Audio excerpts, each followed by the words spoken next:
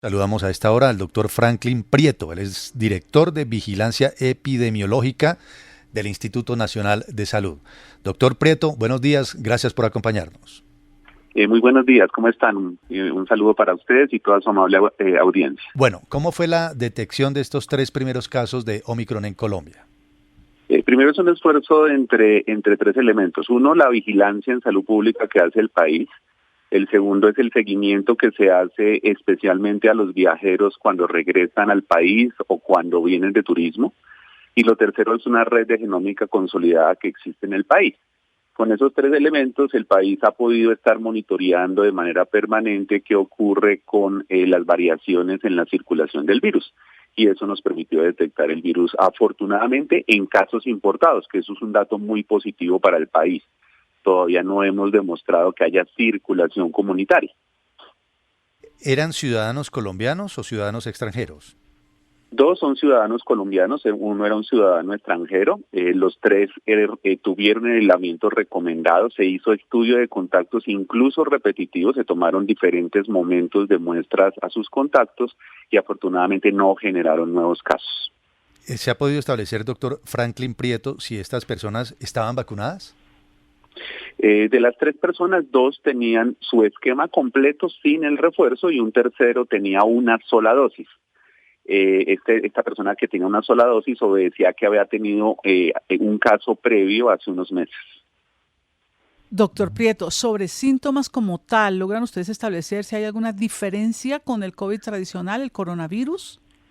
Esa es una pregunta muy importante, porque la población está pensando que el coronavirus tiene unos síntomas específicos y parte de lo que ha pasado con los cambios es que la presentación del cuadro clínico general, digámoslo así, la gripa, ya no se presenta con tanta fuerza con tos y fiebre, sino que aparecen otros síntomas que pueden ser como más característicos de otras cosas, como el dolor de garganta, el dolor de cabeza, el malestar general, que a veces la gente dice, eso es una gripa, eso no es COVID, entonces es importantísimo tenerlo.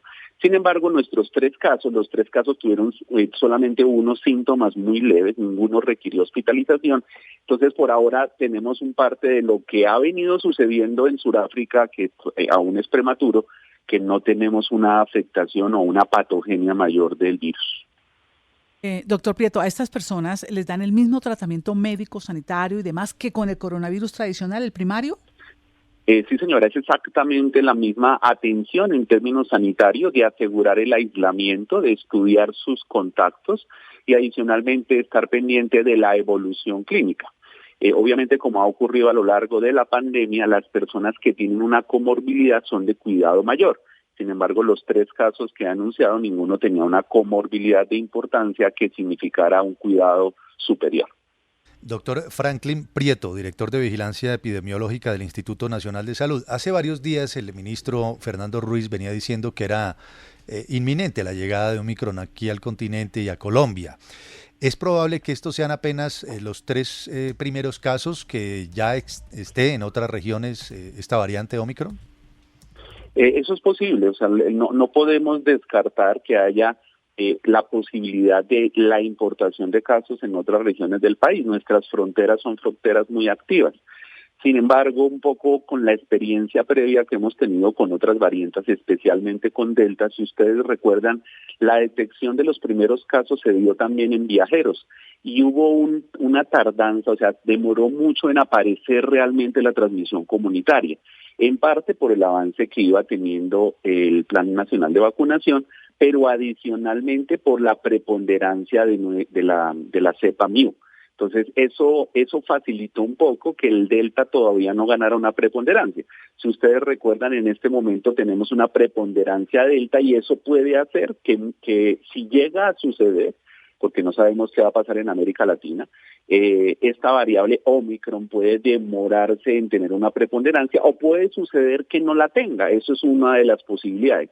De hecho, MIU, particularmente, que se esperaría que hubiera sido de importancia para otros países, al final fue de importancia especialmente para Colombia y algunos países de América Latina. Y eso es un dato de relevancia. Doctor Prieto, en concreto, para evitar esa transmisión comunitaria, como bien lo dice usted, uno, personalmente, de manera individual, a los ciudadanos, ¿qué les recomendaría a usted? Y segundo, al mismo gobierno como tal, para frenar de pronto que se vuelva masiva esta transmisión. O sea, lo primero es no olvidar las medidas no farmacológicas. Un poco como en la mente nos queda la solución, discúlpeme la expresión, más fácil que la solución es solo la vacuna, no. Primero las medidas no farmacológicas. ¿Cuáles son las medidas farmacológicas? Y recordémoslo, el lavado de manos frecuente, el evitar las aglomeraciones, especialmente en sitios cerrados, el uso del tapabocas. Esas recomendaciones no han dejado de ser efectivas. De reducir el número de contactos, que es importantísimo en esta época, y proteger a nuestros adultos mayores. ¿Y proteger qué significa? El segundo elemento, que son las medidas farmacológicas, en este caso la vacunación. Quien no haya completado su esquema original de vacunación, que son 2 dosis, es el momento de completarlo. O si usted ya lo completó y ya ha pasado el tiempo considerado para la vacuna correspondiente, ponerse el refuerzo.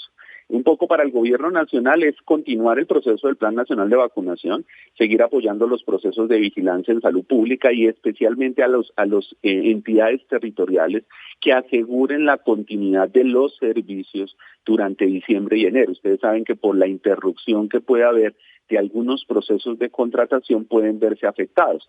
Sabemos que muchas entidades territoriales están haciendo el esfuerzo de dar continuidad a estos servicios, a los servicios de vigilancia de laboratorio y de búsqueda activa de contactos.